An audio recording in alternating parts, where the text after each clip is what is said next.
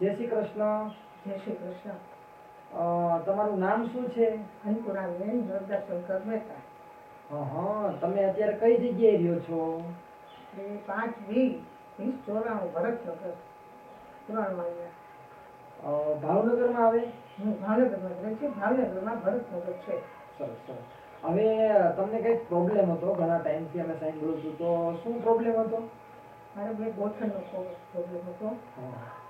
ઘણાને બતાવી જોયું, ડૉક્ટરોને બધાને.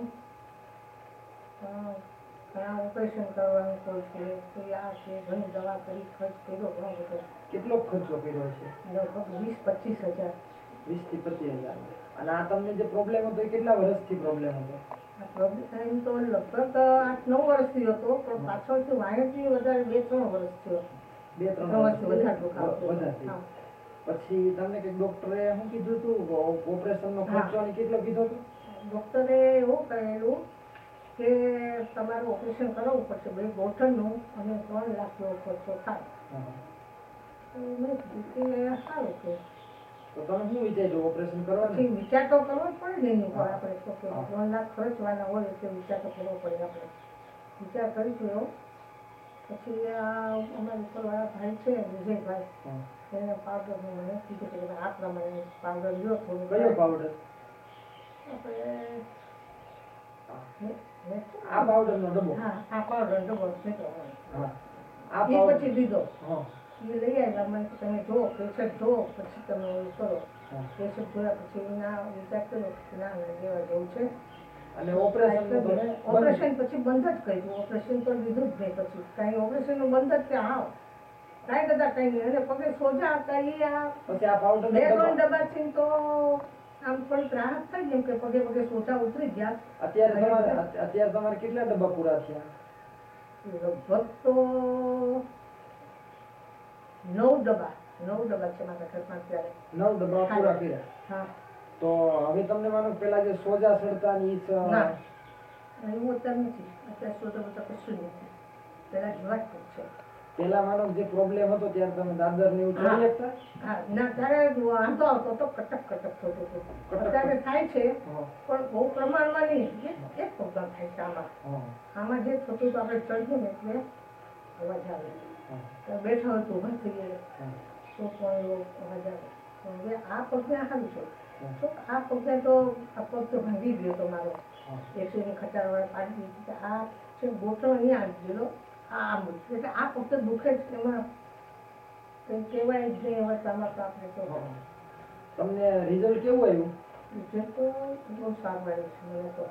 તમને ફાયદો છે આ પાવડર લેવાથી? મને તો ફાયદો ઘણો બધો થઈ ગયો છે. તો આ માનો અમારા દર્શક મિત્રો જે જોવે છે એને તમે શું કહો છો? આ પાવડર લેવો જોઈએ કે હું તો કહું છું આ પાવડર લેવાથી ઘણો બધો ફાયદો થાય છે.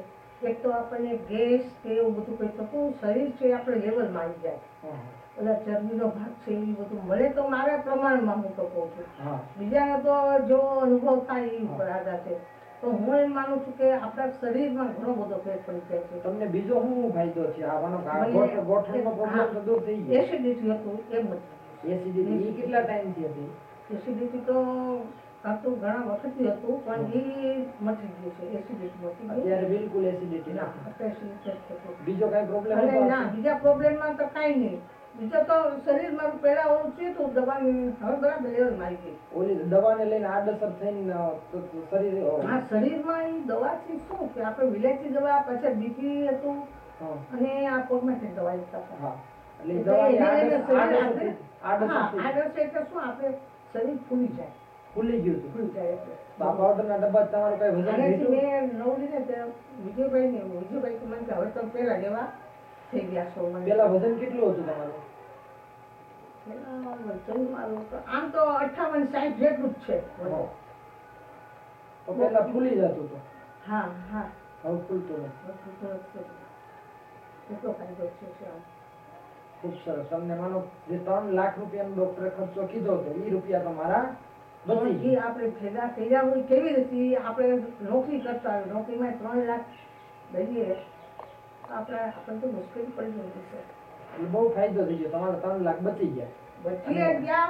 અને એનાથી શું કે આપણે ખુરશી ઉપર બેસી શકાય. બેસવાનું ઓપરેશન તો આ તો હું એમના નીચે જ બેસું છું કે આ પગ આખો વળી જાય છે પરોઠવાની આ પગ આખો વળે પણ આ પગ આખો નથી વળતો ઈ સેજ આમ આખી પરોઠી ન વળે વળે અહીંથી સેજ એવું થાય છે તો ભાંગી ગયો છે તો થોડુંક અસર એટલે ભાંગી ગયો છે એને લઈને નથી વળતો બાકી નકર તો ઈ વળી જાય એ વળી જાય સરસ ખૂબ સારું રિઝલ્ટ આવ્યું તમે ઇન્ટરવ્યુ આપ્યું એ બદલ ધન્યવાદ થેન્ક યુ